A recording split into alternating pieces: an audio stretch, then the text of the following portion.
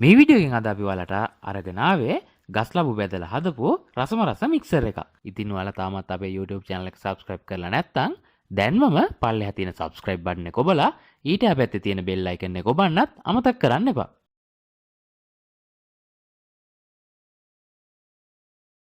මේ සඳහා අරගන්නේ අමු ගස් ලැබු. මුලින්ම අමු ගස් ලැබු ගෙඩියක් අරගෙන ගස් ලැබු ගෙඩියේ පොත්ත අයින් කරලා ඇට ටිකත් අයින් කරලා මේ පේන විදියට පුංචි පුංචි කෑලි වලට කපා ගන්න.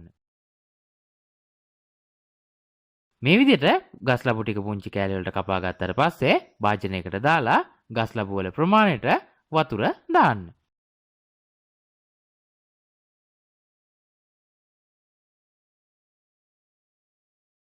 ඊට පස්සේ ලුණු තේ හැඳි එකමාරක් විතර දාලා හොඳින් කලවම් කරලා ගස් ලැබුව අතින් හොඳින් මිරිකලා වතුර ඉවත් කරලා අරගන්න.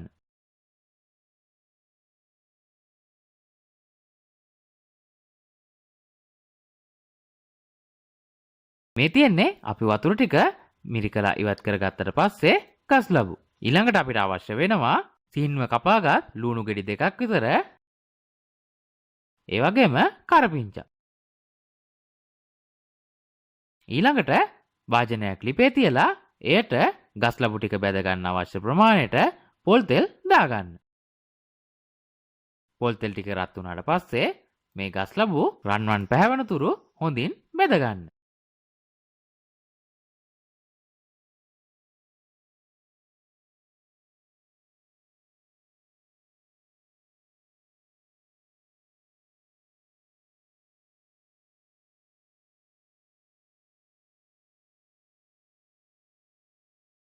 ගස් ලැබු බෙදගත්තට පස්සේ කරපිංචා බෙද ගන්න.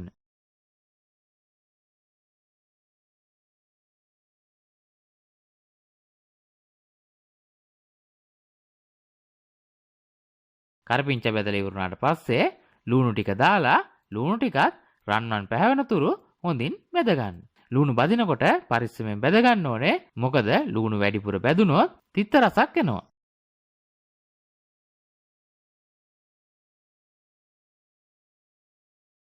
මේ ටික හොඳින් බැදගත්තට පස්සේ භාජනයක් ලිපේ තියලා එයට පොල් තෙල් මේස හැන්දක් දාන්න. පොල් තෙල් ටික රත් වුණාට පස්සේ ඔයාලට අවශ්‍ය සැර අනුව කෑලි මිරිස් එකතු කරන්න.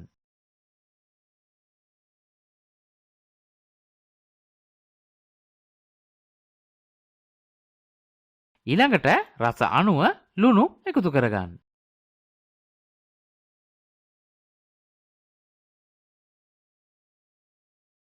ඊළඟට සීනි තේ හැන්දක් එකතු කරන්න. එකතු කරලා හොඳින් කලවම් කරලා අපි බැදගත්ත දේවල් මෙයට එකතු කරන්න.